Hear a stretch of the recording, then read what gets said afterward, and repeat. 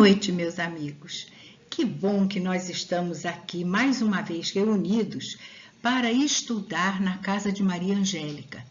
E o estudo da noite de hoje é o do livro Memórias de um Suicida, aquele livro que só nos traz a misericórdia dos espíritos para com todos aqueles que erraram ou que tropeçaram na vida.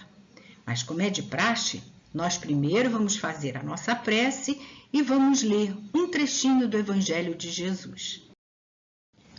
Os espíritos sofredores reclamam preces e estas lhes são proveitosas, porque, verificando que há quem neles pense, menos abandonados se sentem, menos infelizes.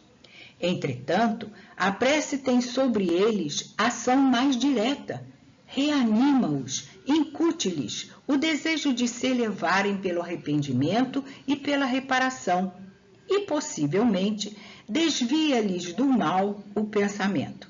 É nesse sentido que lhes pode não só aliviar, como abreviar os sofrimentos. Evangelho segundo o Espiritismo, capítulo 27, item 18.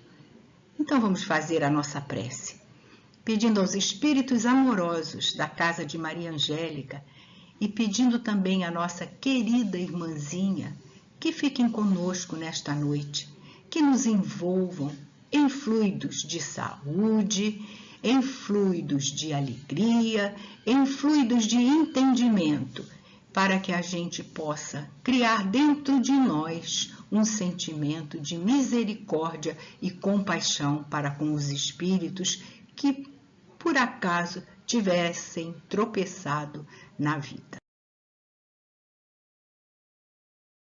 Nós vamos começar o nosso estudo da noite de hoje, primeiro fazendo uma pequena recordação.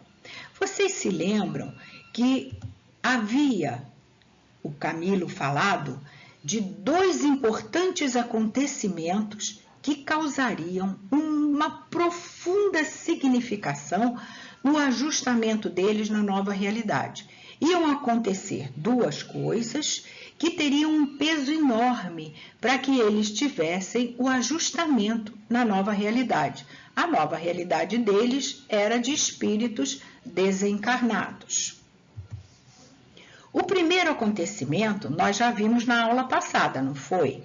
Que foi a visita que o Jerônimo pediu para fazer à sua família, inclusive indo contra as disposições do lugar onde ele estava, que era o Hospital Maria de Nazaré.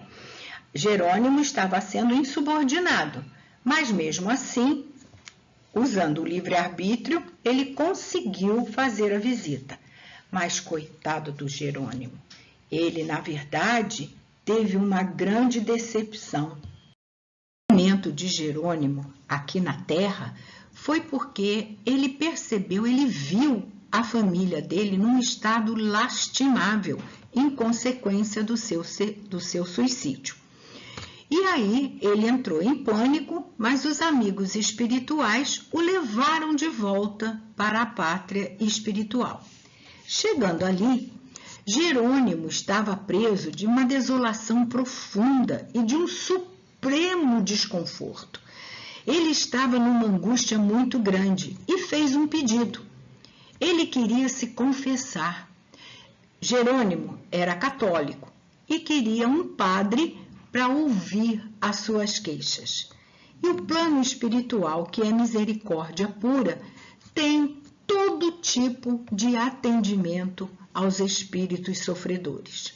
A religião é um instrumento facilitador para a adaptação dos espíritos na vida espiritual. Lógico que ele, como católico, queria um padre para se confessar. E o plano espiritual apresentou para ele um padre, o padre Miguel de Santarém, que era, gente, olha só, nada mais, nada menos do que o diretor do isolamento, que era para onde o Jerônimo iria agora. Por causa da sua teimosia e por causa do seu ato de querer por querer voltar para a terra desse ato de insubordinação, Jerônimo não poderia mais continuar no Hospital Maria de Nazaré. Ele iria agora para o isolamento.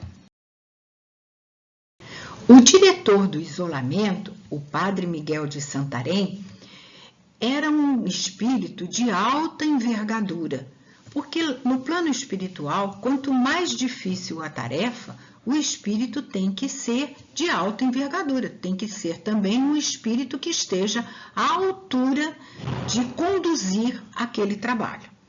O padre Miguel de Santarém, ele era sacerdote católico, como nós falamos, ele era filósofo, olha quanta coisa ele estudou. Ele era psicólogo e também cientista e havia estudado bastante as doutrinas secretas da Índia. Além disso, ele tinha uma conduta moral elevadíssima. Ele desenvolveu demais uma virtude chamada paciência. A paciência dele era imensa com todos os espíritos. E ele era dotado de uma humildade incrível, de uma cordura, de uma brandura também impressionantes. Ele tratava a todos com carinho, com desvelo. Ele tratava a todos como se fosse um pai, tratando um filho. Mas, apesar disso, era sempre de conformidade com todos os preceitos do isolamento, com todos os preceitos dos ensinamentos também de Jesus. Mas ele tinha um amor muito grande por todos os espíritos infelizes e transviados. E tinha, meus amigos, uma paternal compaixão pelo suicida.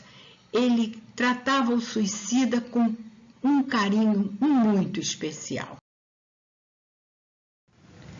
O isolamento, meus amigos, é um anexo do Hospital Maria de Nazaré, mas é um local onde os métodos educativos são muito mais severos e onde a disciplina é muito mais intensa. As disciplinas são inalteráveis. Eles dão uma ordem e não tem como o espírito ponderar em não aceitar ou aceitar aquela ordem dada pelos espíritos.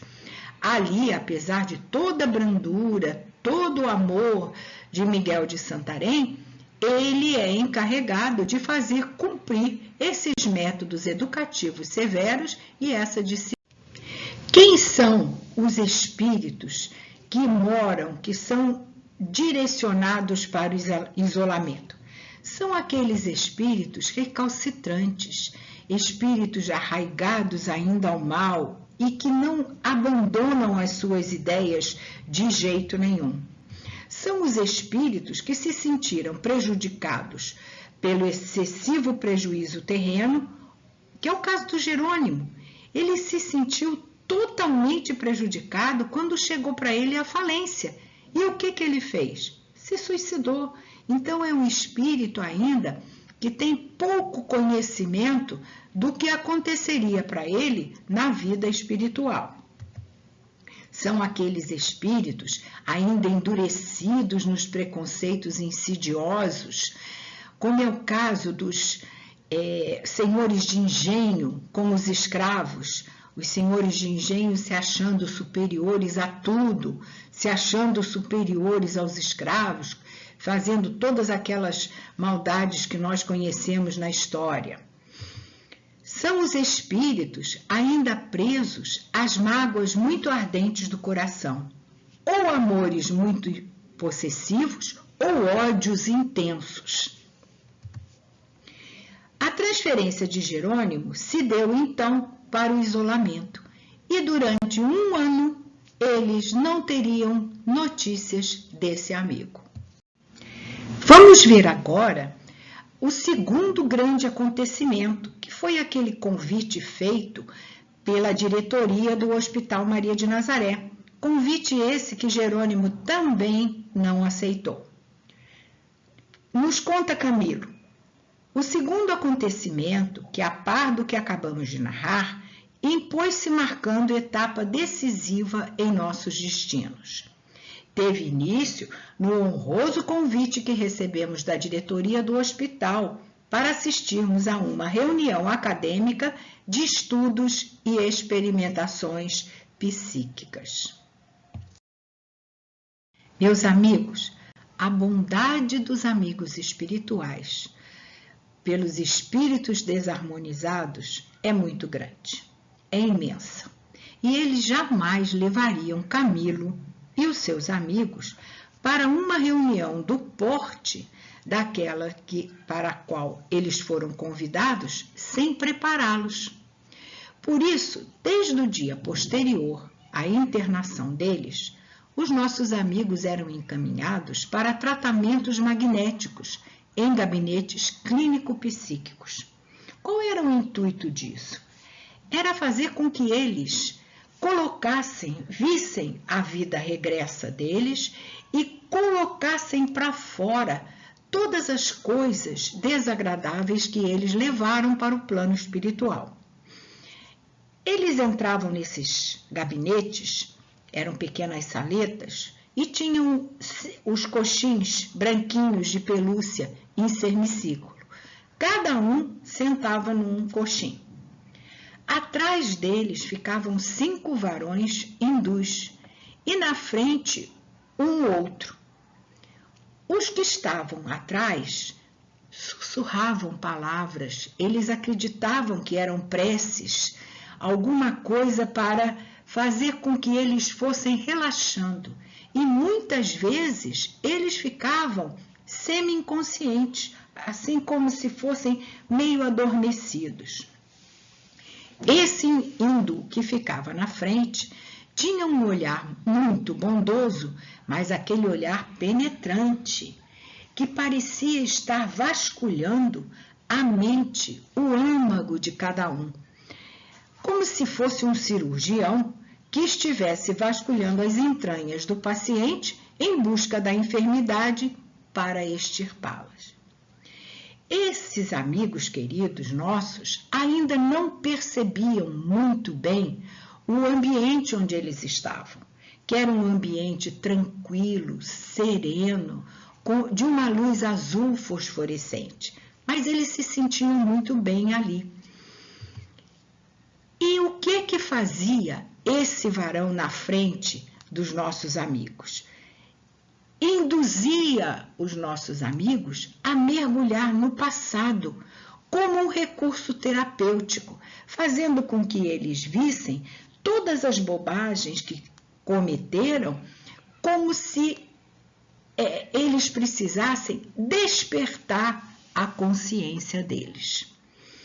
E aí, Camilo nos fala que a vergonha, o remorso e a amargura eram estiletes que nos penetravam no âmago, inspirando-nos mágoas e desgostos, que eram o prelúdio de real e fecundo arrependimento.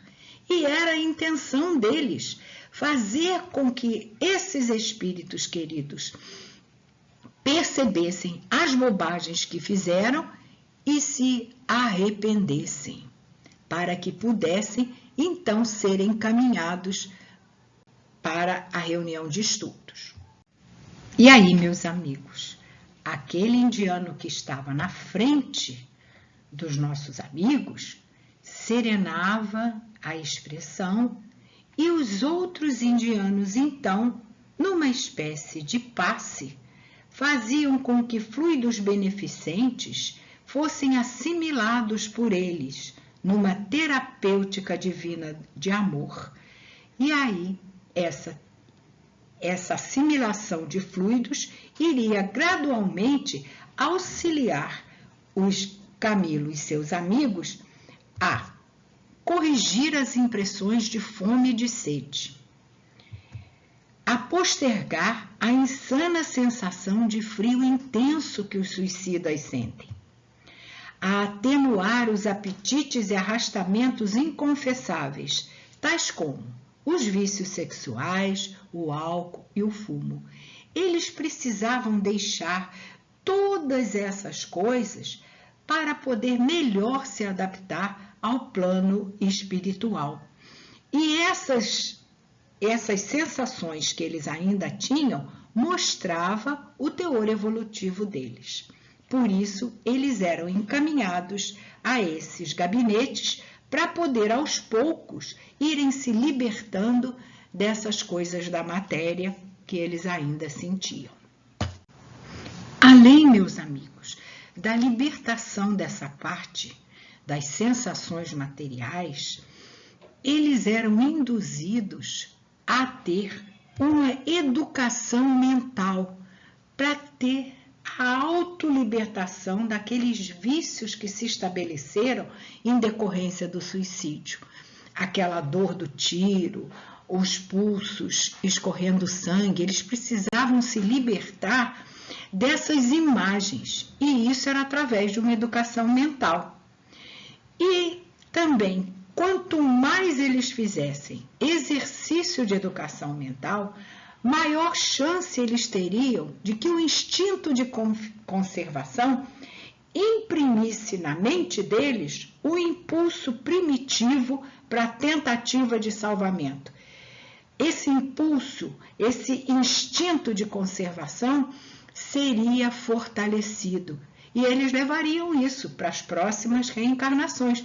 Olha a importância do exercício ensinado nesses gabinetes. E eles eram muito gratos a todos os indianos, a todos esses espíritos, porque notavam que a caridade e o amor estavam sempre prontos a espalmar as asas protetoras sobre todos os espíritos que padecem.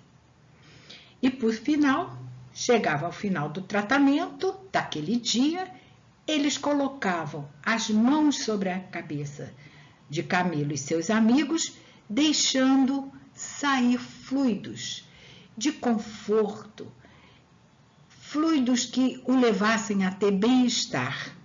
Seria como o lenitivo do passe, além das palavras reconfortantes que eles diziam.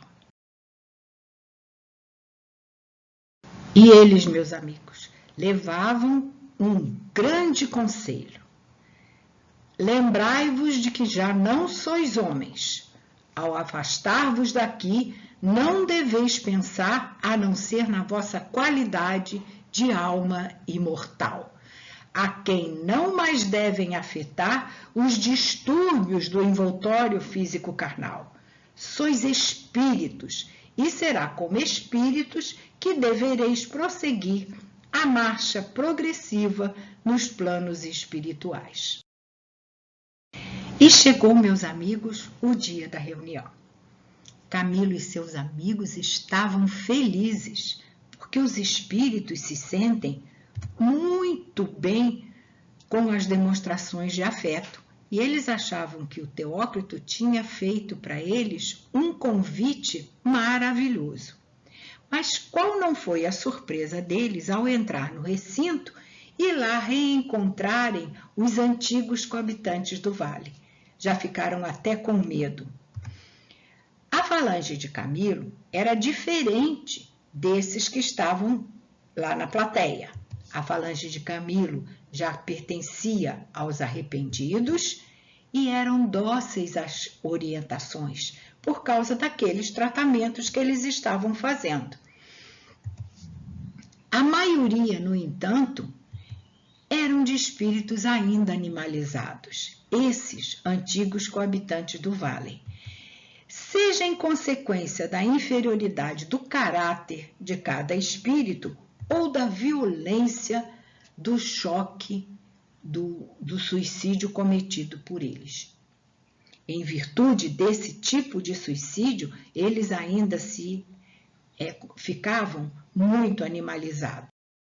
E quais eram esses espíritos que, por misericórdia, estavam também assistindo à reunião que Camilo e seus amigos assistiriam? Eram os retalhados, os afogados, os despenhados de grandes alturas. Eles estavam no manicômio, eram loucos. Por quê?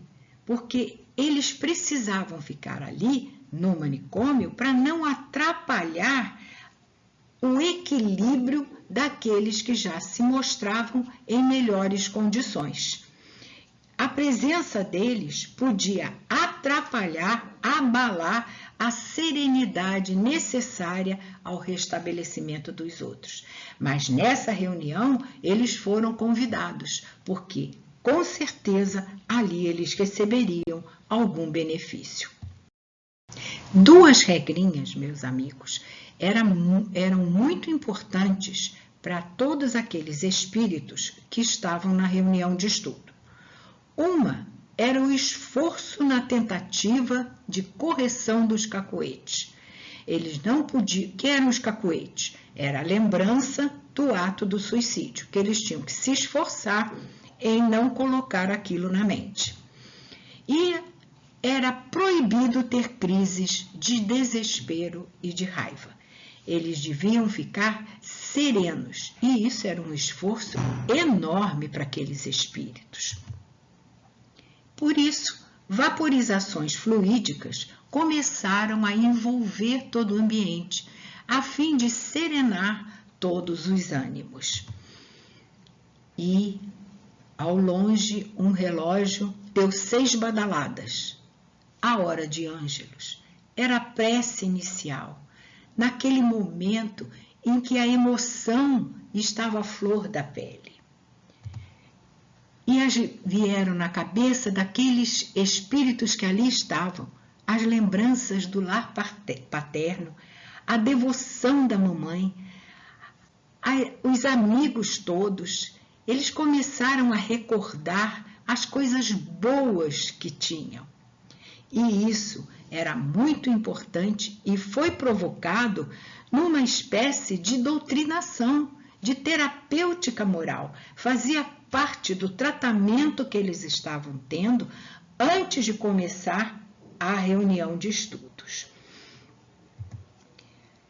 E aí, neste momento, os espíritos tomaram consciência da verdadeira condição deles. Eram espíritos desencarnados, não tinham mais o corpo de carne. E vamos ver então, depois que eles serenaram, que agora estavam preparados, vamos ver a regressão de memória que foi realizada em Belarmino. Belarmino, como nós sabemos, ele era materialista, discípulo de Comte. Ele não acreditava em nada. Para ele, a morte terminava com tudo. E ele se submeteu muito tranquilamente a fazer esse tratamento e servir de modelo para os espíritos que ali estavam assistindo. Era essa a reunião de estudo. Eles iriam ver a vida de um amigo que serviria de exemplo para eles. E aí Belarmino começa a contar o que ele sentia. Na verdade, Belarmino não fala, Belarmino sente. Quem vai contando toda a história, tudo o que aconteceu, são aqueles nossos dois amigos, Romeu e Alceste. Belarmino tinha um desejo imenso de viver. Ele não queria morrer, mas, ao mesmo tempo que ele tinha esse desejo enorme de viver, ele tinha um medo imenso da moléstia impiedosa, que era a tuberculose. Ele sabia o que aconteceria com uma pessoa tuberculosa e ele não queria sofrer essas coisas. Por isso, a urgência do suicídio, que no seu doentio modo de pensar, iria fazer com que a morte chegasse suavemente, antes que a doença o arrastasse a atrozes sofrimentos. Lê do engano deste amigo, né? Que pena. Às vezes, a solução está ali pertinho e a gente comete um ato que depois nos arrependemos tanto. E como nós falamos, Romeu e Alceste vão auxiliando e esclarecendo todo o processo que estava acontecendo com o Belarmino.